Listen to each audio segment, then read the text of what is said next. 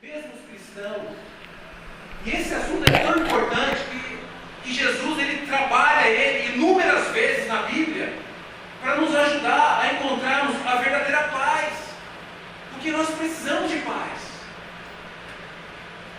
O mundo precisa de paz, mas não é isso que nós vemos no dia a dia. Então vamos em João 14 e vamos procurar encontrar respostas na Bíblia para termos a verdadeira paz. Minha oração é que a palavra de Deus possa nos ajudar a encontrarmos essa paz tão presente nas Escrituras. Então, em João 14, no versículo 1, Jesus diz: não fiquem aflitos, creiam em Deus e creiam também em mim. Na casa do meu Pai há muitos quartos, e eu vou preparar um lugar para vocês. Se não fosse assim, eu já lhes teria dito. E depois que eu for e preparar um lugar para vocês, voltarei e os levarei comigo para onde eu estiver, vocês estejam também. E vocês conhecem o caminho para o lugar aonde eu vou. Então Tomé perguntou: Senhor, nós não sabemos aonde é que o Senhor vai. Como podemos saber o caminho? Jesus respondeu: eu sou o caminho, a verdade e a vida. Ninguém pode chegar até o Pai a não ser por mim. Essa passagem ela é tão importante, que nos ajuda a entender uma série de coisas. E uma das coisas mais importantes que nós temos na vida é o nosso relacionamento íntimo e pessoal com Deus. É uma das coisas mais importantes que nós temos.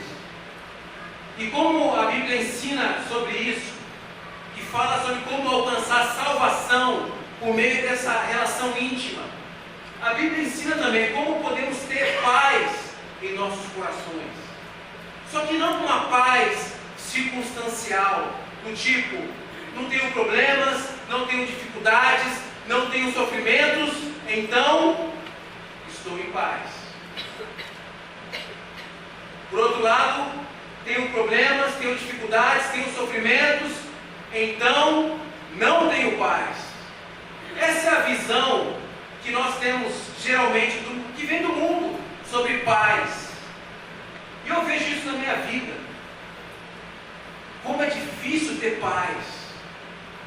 Eu estava pensando, escrevendo esse sermão, lendo, refletindo nessa semana, quantas vezes eu e a Kelly estávamos conversando e discutindo sobre as preocupações da vida. Inúmeras vezes eu comecei a lembrar questões financeiras. Várias vezes na semana a gente se encontrava, de repente entrava o assunto do dinheiro, das preocupações com a parte financeira. Em outros momentos, falando sobre os filhos, preocupação com as crianças, com o futuro delas, espiritual, e os deslocamentos para lá e para cá, e a questão da segurança, se vai dar tudo certo. Várias vezes ao longo da semana, quando nos encontrávamos, falávamos sobre preocupações da igreja, os discípulos, os irmãos, e isso, aquilo que está acontecendo. Muitas vezes.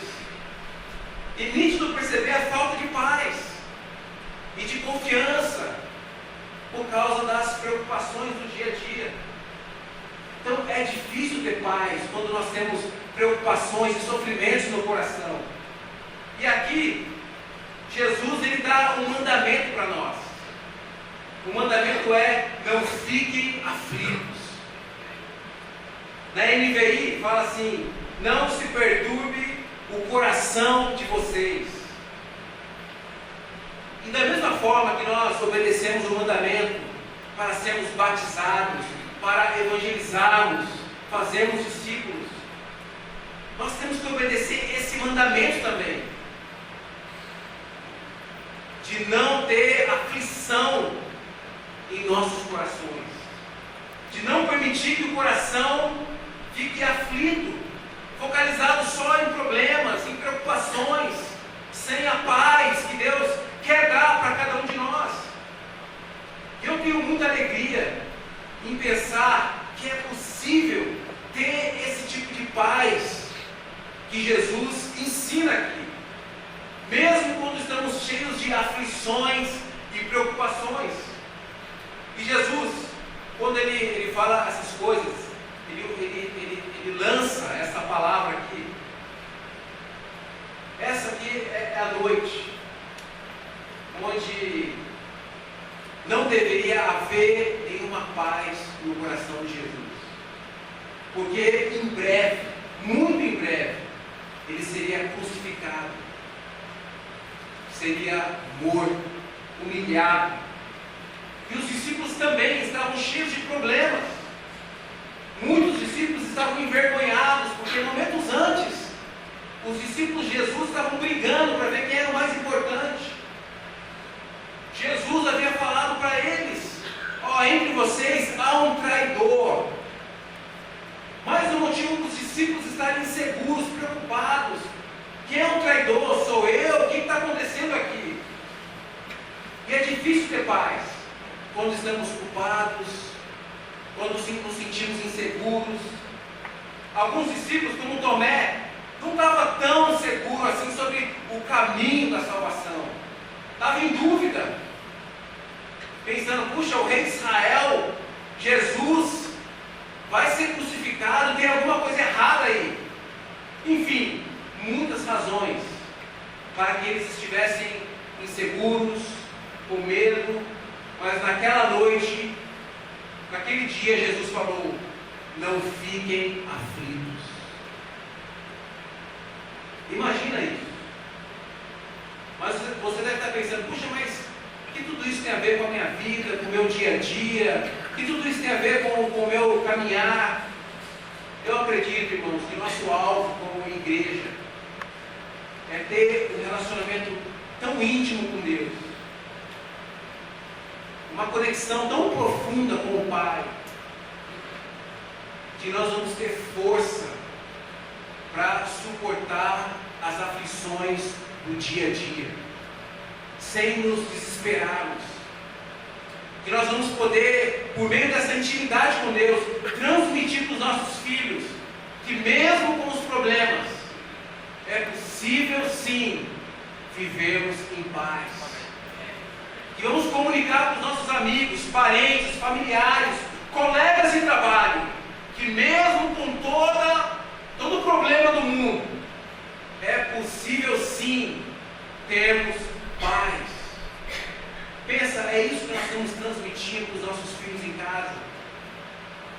É isso que transmitimos para os nossos amigos no trabalho, diante da pressão, diante do sofrimento, porque isso tem muito impacto espiritual. Estar diante de pessoas que têm intimidade com Deus, que transmitem paz. E nós temos que pensar isso hoje no nosso coração. E eu reconheço, há muitos motivos para nós não termos paz hoje. Muitos motivos. Hoje mesmo, estava em casa de manhã, preparando o sermão, veio lá uma mensagem no WhatsApp da Andréia, pedindo oração. Porque o Caian, filho dela, vocês já sabem, o César melhorou, graças a Deus, está em casa.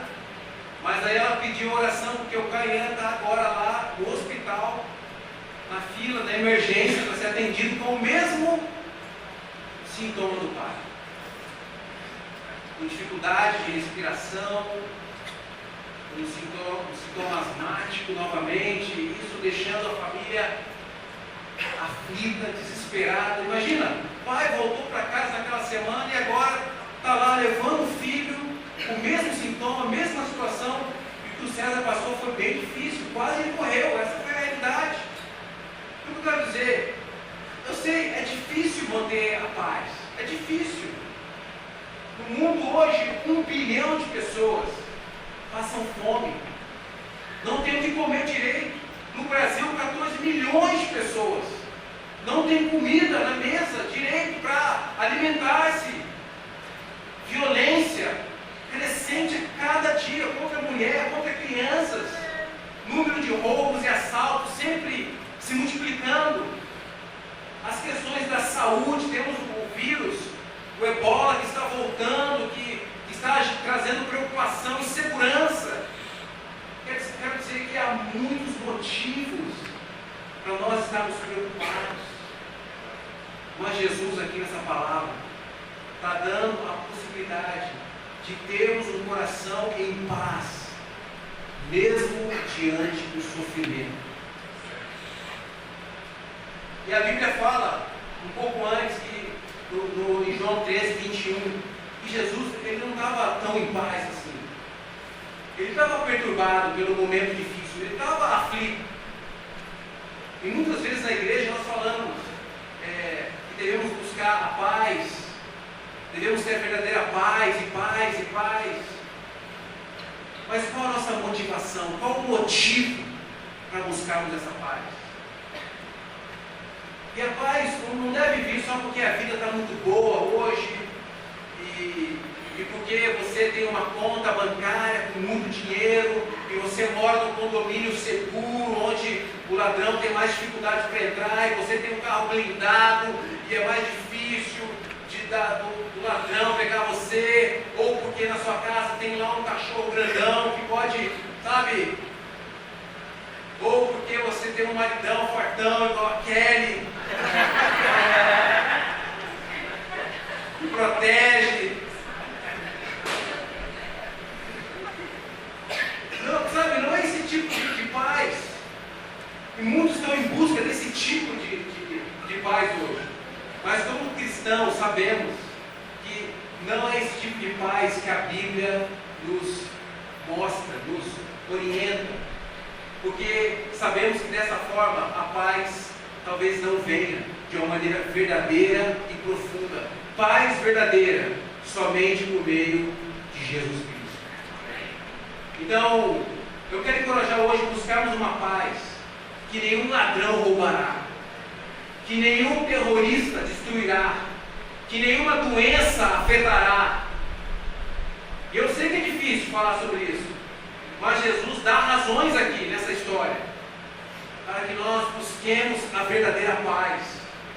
Não a paz de uma maneira errada, mas a verdadeira paz.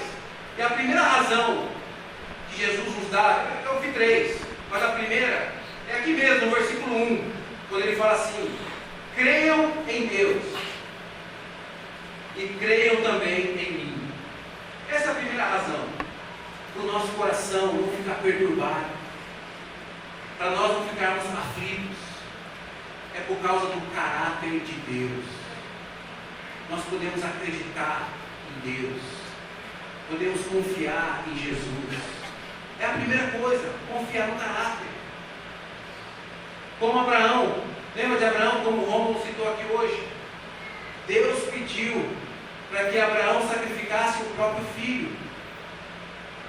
Eu não sei se eu teria essa fé. Talvez eu iria argumentar com Deus: não posso fazer isso. Talvez eu não faria isso. Não iria sacrificar meu filho. Mas Abraão tinha tanta fé, confiava tanto no caráter de Deus, que ele decidiu fazer a vontade do Pai. E o Abraão tinha certeza que Deus poderia ressuscitar o filho. Por isso que ele confiou, e ele foi mesmo. Quando ele ia sacrificar Isaac, o filho da promessa, Deus interveio e falou: não faça isso.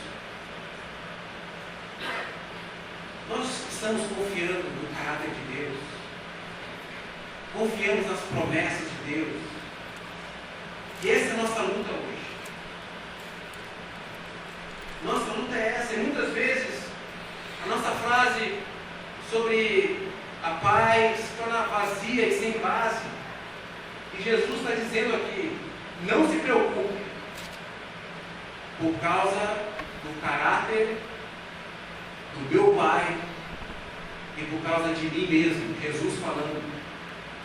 E aqueles então que confiam em Jesus, aqueles que pagam o preço e fazem o que Ele pede,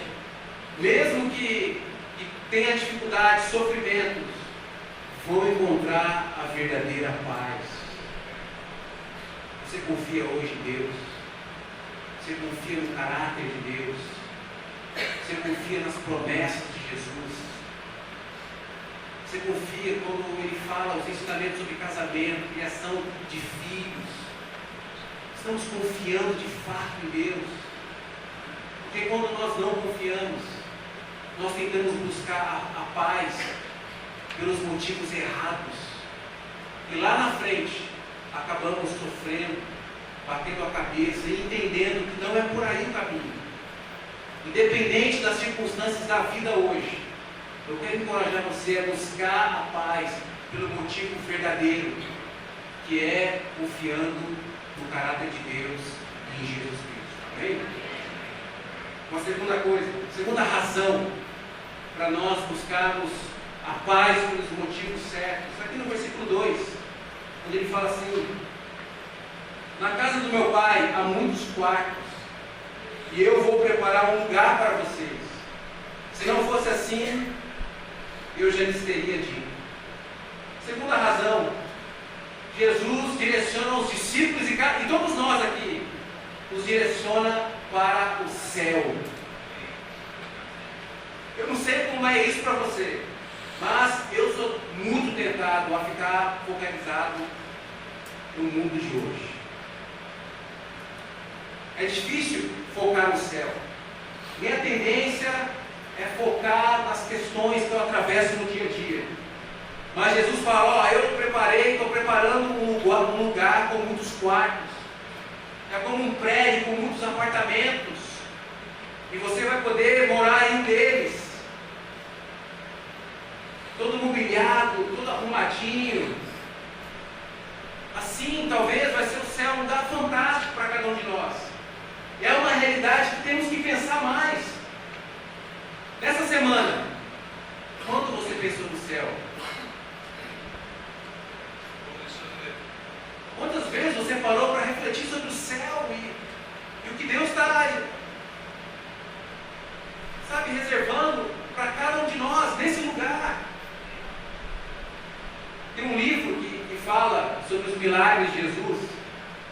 E ele fala que Jesus fez poucos milagres, apenas 36. Eu fico pensando, se eu fosse Jesus, com certeza eu teria abusado desse poder de fazer milagres. Eu teria feito muito mais milagres. Imagina andar em cima das águas. E é interessante pensar em Jesus, porque os milagres não eram o propósito de Jesus. Infelizmente hoje é o propósito de muitas igrejas, de muitas pessoas que vão às igrejas, mas não era o propósito. O propósito de Jesus era espalhar as boas novas, porque milagres não criam fé, fé criam milagres. E geralmente nós estamos atrás de milagres para crer. Eu era assim, eu lembro quando eu era adolescente, inúmeras vezes eu ligando o som no meu quarto no alto, no último volume, com as minhas crises internas, e gritando: Deus, apareça! Se você existe mesmo, mostra alguma coisa, dá um sinal que você está aí me ouvindo. Eu lembro gritando, ou entrando num matagal assim vazio, não tinha ninguém também criticando: Deus, apareça, cadê você? Você disse isso, aquilo, cadê? Várias vezes. E nunca ele apareceu, e eu ficava decepcionado, frustrado. Não aparecia, não falava, não mandava um anjo, não acontecia nada. Eu estava tão decepcionado. Sabe, milagres são tipo placas. Por exemplo, você está viajando, aí você está indo para Porto Alegre, aí você vê uma placa lá no meio da estrada, Porto Alegre. Sabe, não é ainda o lugar, não é Porto Alegre, é uma placa. Ou Pão de Açúcar. Isso isso aí não é um pão de açúcar, é uma placa que está orientando, ó, pão de açúcar vira à direita. Ou esquerda. Referencial. Ou uma placa, outra placa no meio da estrada. Armação dos búzios. Então, placa não é o lugar. É apenas uma informação que existe um lugar, Porto Alegre, o Pão de Açúcar, a armação de búzios. Milagres são tipo essas coisas. Os milagres mostram que no céu não haverá problemas, dificuldades, problemas financeiros, não haverá problemas com nossos filhos, não haverá ladrões, mas sim ladrões arrependidos, não haverá brigas. Milagres que Jesus fez é para nos dar, sabe, um gostinho do que está reservado para cada um de nós. Sabe, eu estou feliz com as coisas que Deus tem feito no nosso meio. E Jesus está dizendo aqui, não fiquem aflitos, há um lugar melhor. Eu já estou preparando, não fiquem aflitos. Temos esse tipo de relacionamento com Deus hoje, que traz essa paz, essa confiança. Sabe, é tão importante a gente acreditar nisso. Mas o cristão, cada um de nós, temos uma placa que está nos direcionando a termos a verdadeira paz. Temos sinais, provas que esse lugar é real. A recuperação do César me faz ver, esse lugar é real. Deus existe e escuta as nossas orações. Eu olho para alguns de vocês aqui e falo, esse lugar é real. Como essa pessoa que eu conheci está aqui hoje, adorando a Deus. Esse rapaz, essa mulher fazia isso, fazia aquilo, pessoas que a gente conhece, que a gente estudou a Bíblia, que a gente se relacionou. E ver aqui hoje me faz crer que Deus é real. Então, milagres, transformações na vida, milagres, curas que Deus opera entre nós, coisas maravilhosas que Ele faz, são apenas placas, nos mostrando, ó, tem um lugar real, definitivo e eterno, onde você vai encontrar a verdadeira paz. E uma igreja de Deus é aquela igreja que está atrás do destino, e não atrás das placas, não atrás dos milagres, mas atrás do destino eterno, onde nós vamos poder desfrutar de todas as bênçãos. Amém? Amém. E só para a gente concluir, o último motivo para nós não ficarmos aflitos, o último motivo verdadeiro está no versículo 6, quando Jesus respondeu a Tomé: eu sou o caminho, a verdade e a vida. Ninguém pode chegar até o Pai a não ser por mim. Jesus fala algo forte, poderoso aqui, que Ele é o único caminho. Apenas Jesus pode salvar cada um de nós. Ele está falando que existe um único caminho. Imagina eu falar isso para vocês. Eu sou o Alexandre, eu sou o único caminho. Se você quer ser salvo, você tem que vir até a mim. Tem que falar comigo, porque eu sou o caminho, eu sou a verdade, eu sou a vida. Vocês imaginam falar isso aqui? Vocês iam me chamar de louco, cada um ia embora para sua casa, nunca mais iria voltar aqui. Mas Jesus falou isso. Ele falou que Ele era o único caminho, a verdade e a vida.